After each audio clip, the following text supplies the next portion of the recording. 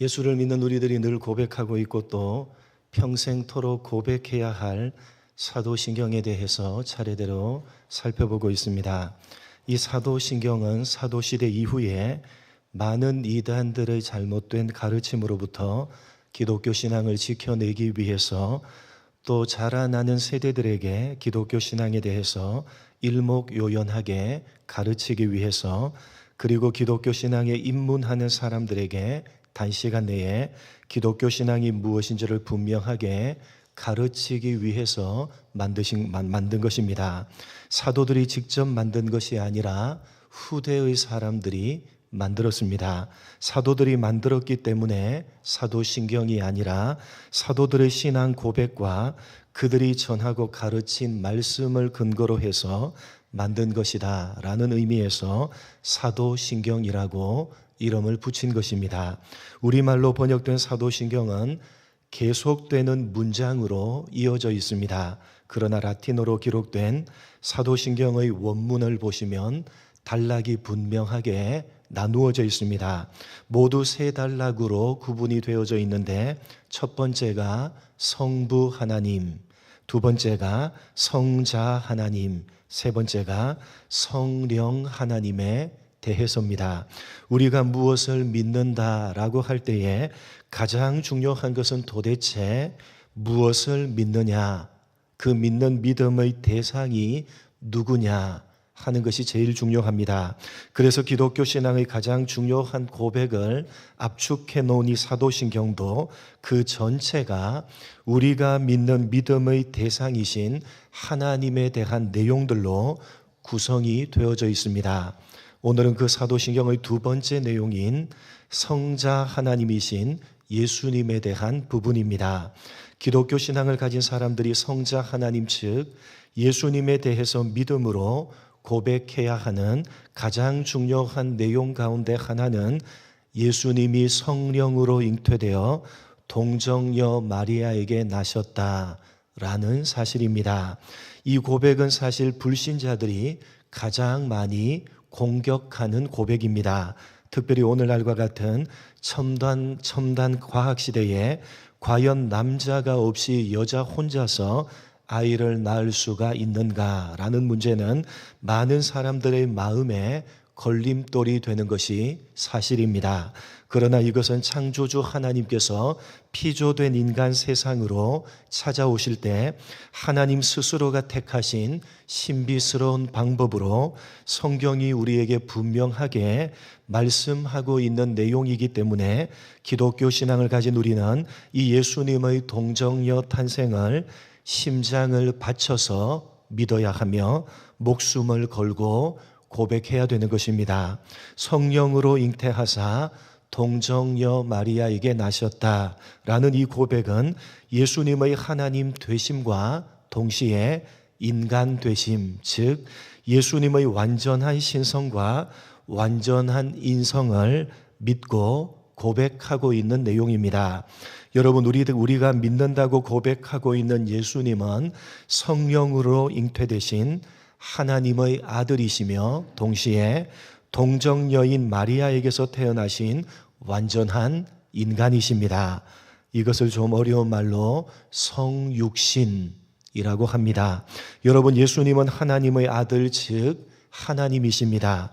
그래서 창조주로서 원래는 영원 속에서 존재하시는 분이신데 피조물인 인간의 유한한 역사 속으로 자원해서 들어온 것입니다.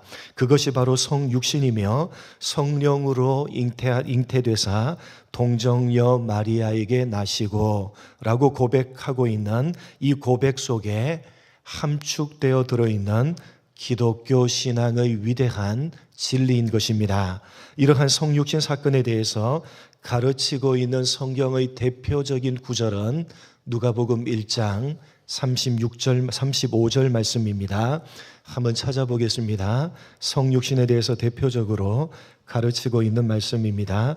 누가복음 1장 35절 한 절 말씀 우리 한 목소리로 같이 읽겠습니다. 같이 읽습니다. 시작.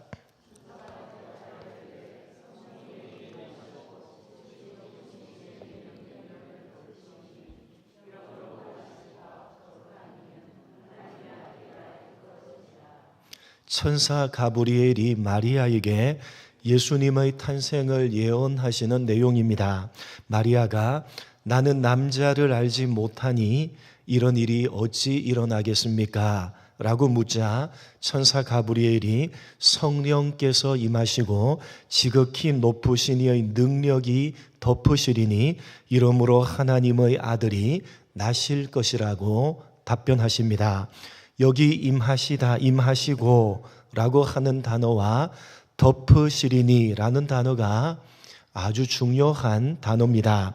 먼저 임하시고 라고 번역이 된 단어는 에펠류세타이라는 단어로 사도행전을 보시면 오순절 성령 강림 때 쓰인 단어와 똑같은 단어입니다.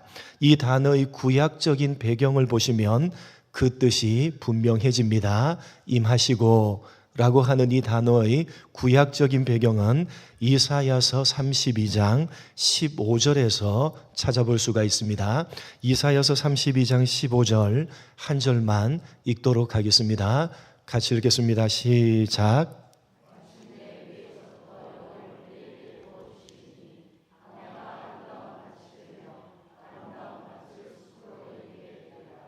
여러분, 위에서부터 영을 어떻게 해주시니? 부어주시니 할 때에 부어주시니에 해당하는 단어가 바로 신약으로 말하면 에펠류세타이, 임하시니 라고 번역이 된 단어입니다. 그런데 여러분, 여기를 보시면 한번 띄워주실래요? 이사야서 32장 15절 한번 띄워주세요. 여러분, 그런데 여기를 보시면 위에서부터 영을 부어주시면, 신약으로 표현하면 성령께서 임하시면 어떤 일이 일어난다고 되어져 있습니까? 어떤 일들이 일어난다? 광야가 아름다운 밭이 된다. 그 밭이 되는데 숲으로 여길 만큼 그런 아름다운 밭이 된다 라고 말씀하고 있습니다. 여러분, 광야가 어떤 땅입니까? 어떤 생명도 살 수가 없는 땅입니다. 죽은 땅이 바로 광야입니다. 그런데 그 죽은 땅이 아름다운 밭, 즉 생명의 땅이 될 것이다 라는 말씀입니다. 언제 그렇게 된다는 것입니까? 성령이 부어지시면, 성령이 임하시면, 성령께서 임하시면 죽음이 생명으로 바뀔 것이다 라는 의미를 담고 있는 말씀입니다. 여러분, 또 하나 누가복음 1장 35절을 보시면 덮으시고 지극히 높으신 이의 능력이 너를 덮으시리니, 덮으시고 라고 번역된 단어는 에피스키아세이라는 단어인데 역시 하나님께서 임하시는 것을 표현할 때에 사용하고 있는 단어입니다. 구약의 대표적인 표현으로는 출애굽기 40장 35절입니다. 여기 신약의 덮으시리니 이것도 하나님께서 임하신다 라고 하는 그런 표현인데, 구약의 표현으로는 출애굽기 40장 35절에 나타나 있습니다. 한번 읽어보겠습니다. 같이 읽습니다. 시작.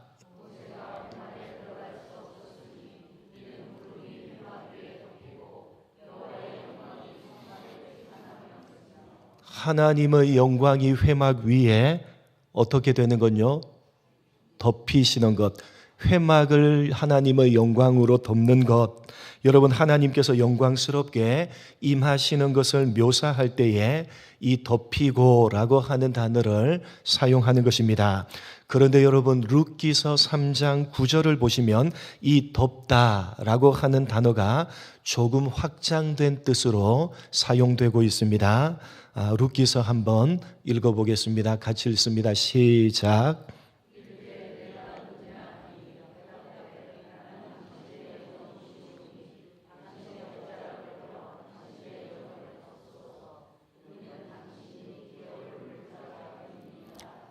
여러분, 이게 누구와 누구의 대화입니까?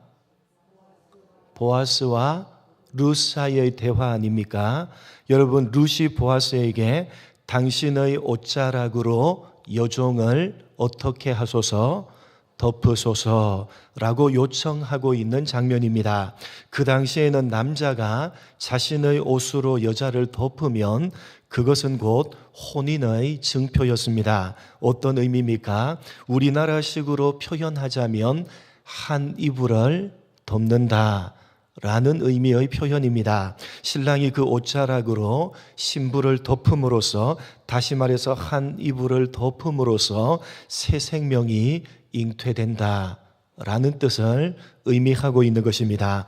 그러니까 동정녀 마리아에게서 나신 이 성육신 사건은 하나님께서 임하시고 덮으심으로 이루어진 사건으로, 임하시고 덮으심으로 어떻게 된다는 겁니까? 죽음이 생명으로 바뀌고 새 생명이 탄생하게 되는 사건인 것입니다. 다시 말해서 죽음을 생명으로 바꾸시고 생명을 새롭게 탄생시키시기 위해서 예수님께서 성령으로 잉태되사 동정녀 마리아의 몸에서 나신 것입니다. 여러분, 무슨 말씀인지 이해가 되십니까? 죽음을 생명으로 바꾸시기 위해서, 그리고 생명을 새롭게 탄생시키기 위해서는 반드시 예수님께서 성령으로 잉태되사 동정녀 마리아의 몸에서 나셔야 된다는 말씀입니다. 만약에 예수님께서 성령으로 잉태되사 동정녀 마리아의 몸에서 나시지 않으시면 창조주 하나님이시라 할지라도 절대로 죽음을 생명으로 바꾸실 수가 없고 생명을 새롭게 태어나게 하실 수가 없으시다는 것입니다. 여러분, 예수님께서 왜 이 땅에 오셨습니까? 성부 하나님께서 성자 하나님이신 예수님을 이 땅에 보내신 목적이 도대체 무엇입니까? 죽음을 어떻게 하시기 위해서? 생명으로 바꾸시게 하시기 위해서입니다. 죄로 인해 죽었던 우리를 구원하시기 위해서입니다. 죽었던 우리를 생명으로 새롭게 태어나게 하시기 위해서 예수님께서 이 땅에 오신 것입니다. 그렇기 때문에 예수님께서는 성령으로 잉태되사 동정녀의 몸에서 나시는 방법으로 오실 수밖에 없으셨던 것입니다. 만약 그런 방법으로 오시지 않았다면 절대로 죽었던 우리를 생명으로 바꾸시고 우리로 하여금 새로운 생명으로 태어나게 하시는 것은 불가능했을 것입니다. 창조주 하나님이라고 하실지라도 그렇게 동정녀의 몸에 성령으로 잉태되어서 오시지 않고는 불가능했을 겁니다. 여러분, 잘 생각해 보십시오. 죄로 인해 죽었던 우리를 그 죽음으로부터 생명으로 바꾸시기 위해서는 예수님께서 우리의 어떤 문제를 해결하셔야 됩니까? 우리가 가지고 있는 죄 문제를 해결하셔야 되는 것입니다. 인간이 가진 죄 문제를 해결하지 않으면 절대로 죽음을 생명으로 바꾸실 수도 없고 우리의 생명을 새롭게 태어나게 하실 수도 없는 것입니다. 그런데 죄 문제를 해결하려면 어떻게 해야 합니까? 어떤 방법밖에 없습니까? 죄 문제를 해결할 수 있는 방법은 피를 흘리고 죽는 방법밖에는 없습니다. 우리의 죄를 대신해서 십자가에 죽으시고 그 죄가 주는 사망을 이기시고 부활하시는 방법밖에는 없는 것입니다. 그래서 예수님께서 온전한 인간의 몸을 입으시고 여자의 몸에서 태어나시는 방법으로 오셔야만 했던 것입니다. 그래서 여자의 몸에서 태어나는 방법으로 그렇게 여자의 몸에서 태어나는 방법으로 온전한 인간의 몸을 입고 이 세상에 오셔야지만 인간의 죄를 대신해서 죽으실 수가 있기 때문에 그 방법밖에는 없으셨던 것입니다. 무슨 말입니까? 여러분, 예수님은 누구십니까? 예수님은 누구시죠? 성자 하나님이십니다. 여러분, 예수님은 하나님이십니다. 하나님은 죽으실 수가 있습니까? 없습니까? 하나님은 죽으실 수가 없으십니다. 그런데 인간을 죄로 인한 죽음에서 구원케 하사 새로운 생명으로 태어나게 하시기 위해서는 죄를 지은 인간을 대신해서 피를 흘리시고 죽으셔야만 되는 것입니다. 그 방법밖에는 없는 것입니다. 창조주 하나님으로서도 그 방법밖에는 없으신 것입니다. 그런데 예수님은 하나님이시기 때문에 죽으실 수가 없으십니다. 그래서 죄를 지은 인간을 대신해서 죽으실 수가 있는 순수한 인간으로 오셔야만 했던 것입니다. 그렇게 순수하고 온전한 인간으로 오시는 방법은 단 하나입니다. 어떻게 하는 것입니까? 인간이 태어나는 방법으로 똑같이 태어나는 것입니다. 그래서 성자 하나님이신 예수님께서 인간이 태어나는 방법, 즉 여자의 몸에서 잉태되어서 오시는 방법을 택하셨던 것입니다. 아니, 그렇게 택하실 수밖에 없으셨던 것입니다. 그런데 여러분, 또 한 가지, 그렇게 단순히 여자의 몸에서 태어나는 방법만으로는 인간의 죄를 대신할 수가 없습니다. 왜냐하면 인간의 죄를 대신하기 위해서는 또 하나의 조건이 필요한데, 그것은 죄가 없어야 되는 것입니다. 죄가 있으면 여러분, 다른 사람의 죄를 대신할 수가 있습니까? 없습니까?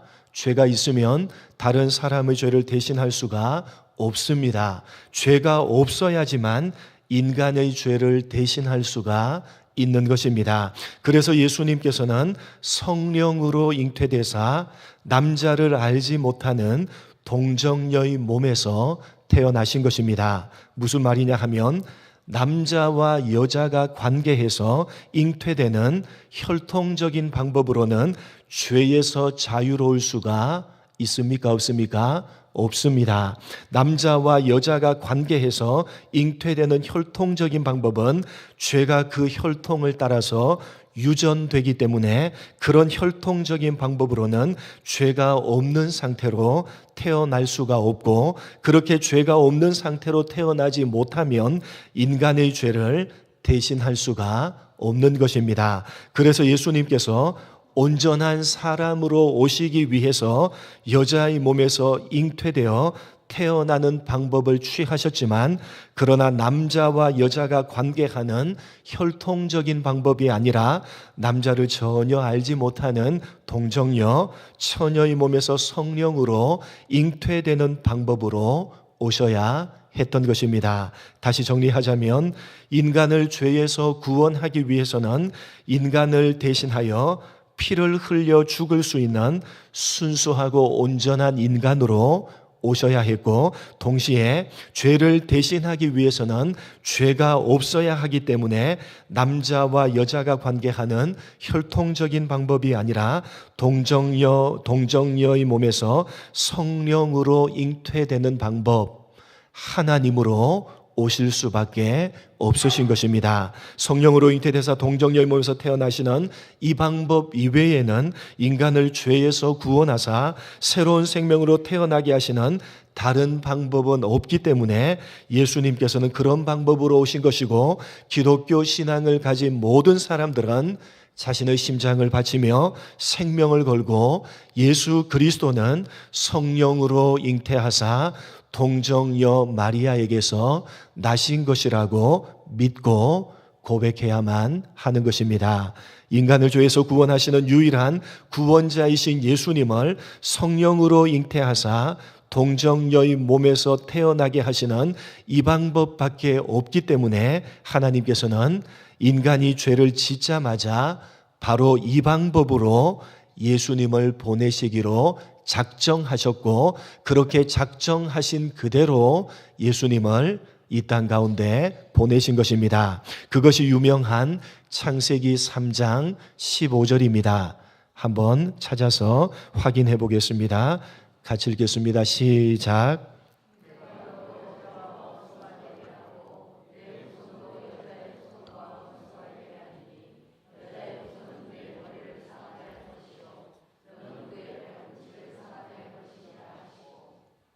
최초의 복음이라고 하는 소위 원시 복음입니다.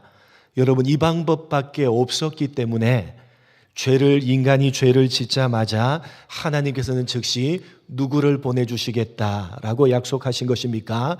여자의 후손을 보내시겠다라고 약속하신 것입니다. 여기 보내주기로 약속하신 분이 바로 예수님이고 그 예수님을 보내주시는 방법이 바로 여자의 후손이라는 방법으로 보내실 것이다 약속하시고 그 약속을 따라서 보내신 것입니다.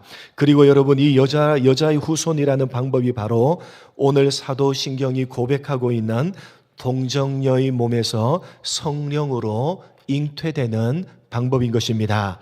그러니까 여러분, 여자의 후손이라는 말이 담고 있는 의미는 여자의 몸에서 잉태되는 방법, 그리고 동시에 남자와 여자가 관계해서 잉태되는 혈통적인 방법이 아니라, 남자의 후손이 아니라 성령으로 동정녀의 몸에서 잉태되는 방법을 의미하는 것입니다. 그래서 하나님께서는 아브라함의 혈통을 택하셨고 그의 후손으로 오실 때 남자의 후손이 아니라 여자의 후손으로 오게 하신 것입니다. 오늘 본문으로 읽은 마태복음 1장의 족보가 그것을 우리에게 잘 보여주는 것입니다. 아브라함과 다윗의 혈통으로 오셨지만 그러나 남자의 후손이 아니라 예수님은 유일하게 누구의 후손으로 오신 것입니까? 여자의 후손으로 오신 것입니다. 그분이 바로 예수님이다 라고 족보가 보여주는 것입니다. 여러분, 모든 사람들은 다 남자의 후손입니다. 남자와 여자가 관계해서 태어나는 모든 후손들은 남자의 후손입니다. 그래서 아브라함이 누구를 낳죠? 이삭을 낳고, 이삭이 야곱을 낳고, 남자가 남자를 낳고, 그래서 여러분, 남녀가 관계해서 태어나는 모든 후손들은 남자의 후손이 되는 것입니다.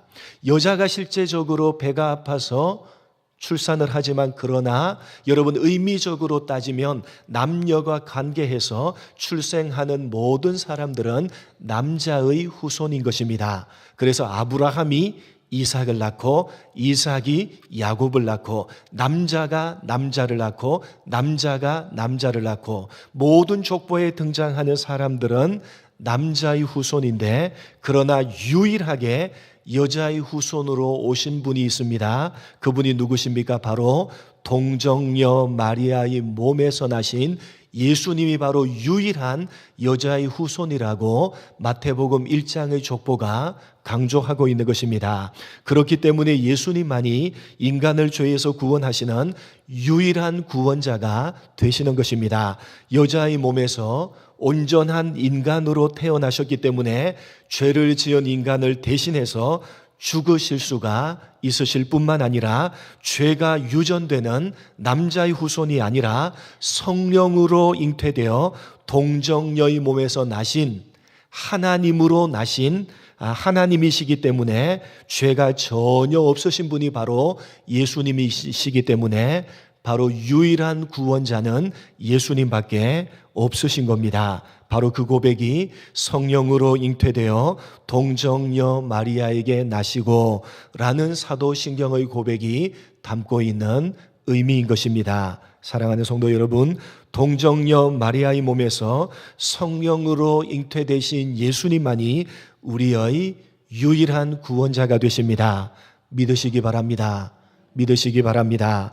예수님만이 죄가 없으시며 예수님만이 우리를 위해서 죽으셨기 때문에 기독교 신앙을 가진 모든 사람들은 예수님만을 유일한 구원자로 고백하는 것입니다. 그 고백의 시작이 바로 동정녀 마리아의 몸에서 성령으로 잉태되셨다라는 고백입니다. 이 고백이 있어야지만 십자가의 죽음과 부활이 비로소 의미가 있는 것이고 우리의 구원이 비로소 의미가 있는 것입니다.